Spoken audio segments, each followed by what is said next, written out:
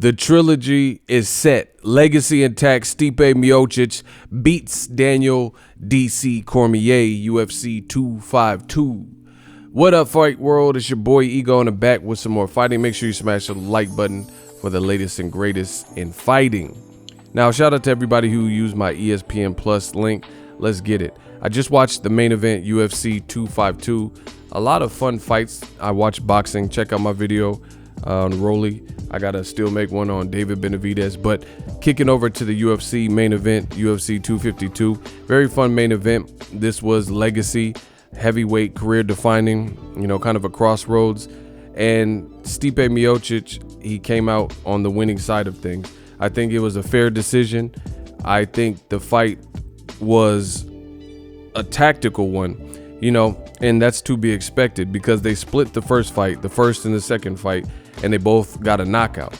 So you knew they were going to make adjustments in camp and try to make sure and ensure that didn't happen. And that's kind of what we've seen. So we've seen a more tactical fight. Still good action. I thought Stipe rightfully won. Overall, Stipe, I didn't actually score it, but I scored it in my head, if that makes sense. I didn't write it down and score it like I do sometimes. So I scored in my head. I had Stipe winning. Probably would have gave DC 1, maybe 2 rounds.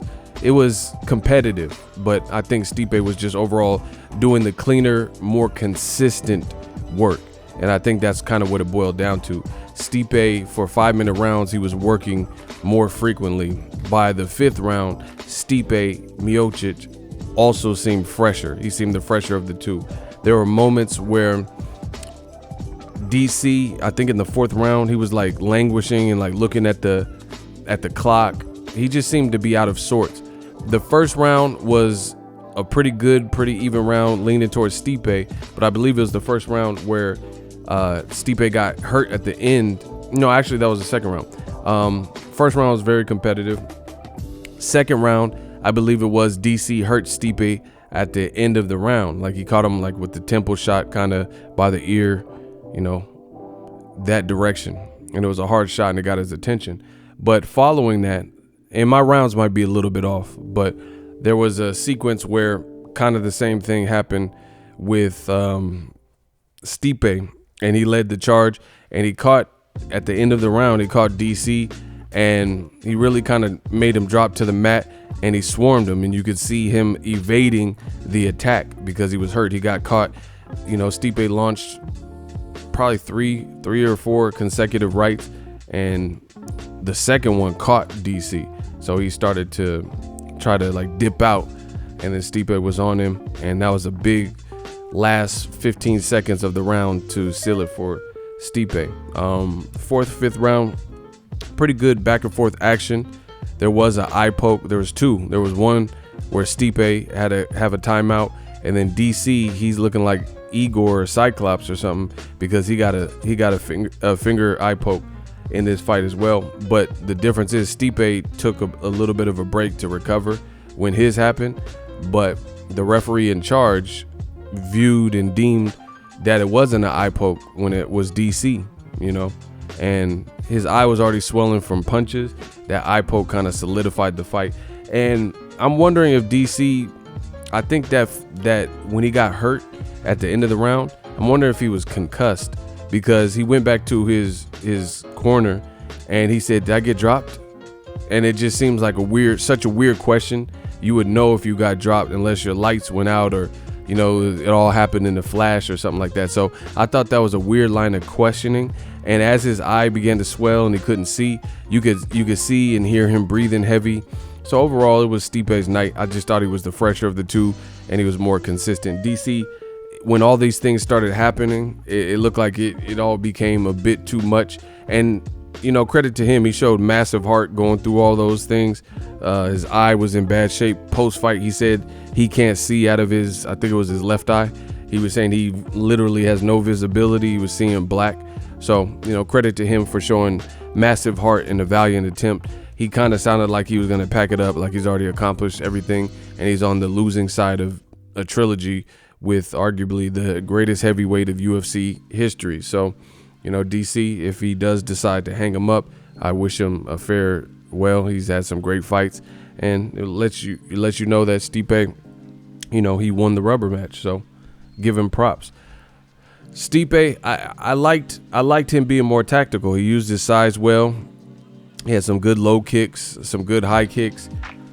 He controlled the octagon and had DC, like he was just controlling the positioning. DC's back was on the octagon, on the cage, you know. And I think he just kind of controlled the pace of the fight more or less. Very good 1-2, stung DC a couple times, and he just overall had the cleaner work.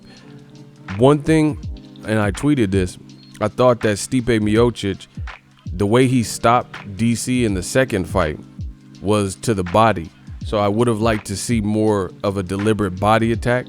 But, you know, DC being the shorter person, you don't want to be too upright, you know, coming in with the body attack and not getting out in time. Because DC, again, he showed massive heart, and he was winging and gunning some overhand rights and stuff.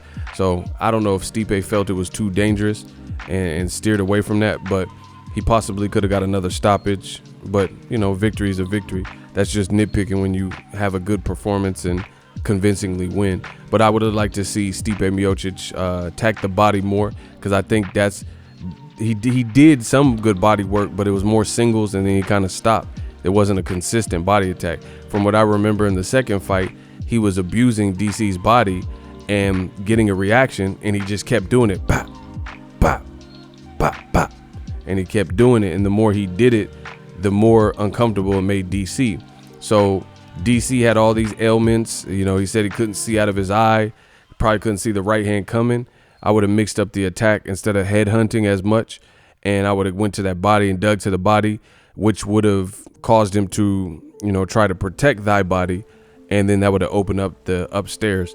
So that's just being, you know, technical, what he could have did.